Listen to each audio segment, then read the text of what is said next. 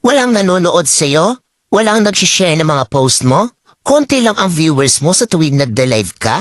Hindi ka sinusuportahan ng mga kamag-anak mo? Kaibigan mo? Kakilala mo? Kapitbahay mo? Pinagtatawanan ka dahil sa pag-reels mo? Pinagtatawanan ka dahil sa paggawa mo ng mga content? Ito ang tatandaan mo. Huwag kang huminto. Huwag kang susuko. Huwag kang papaapekto sa sasabihin ng ibang tao tungkol sa'yo.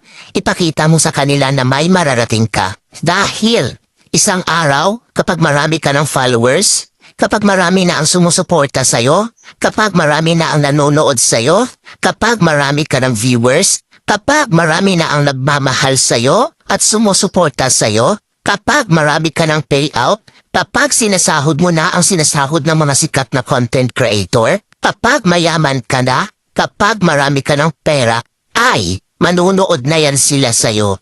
Sila na ang kusang lalap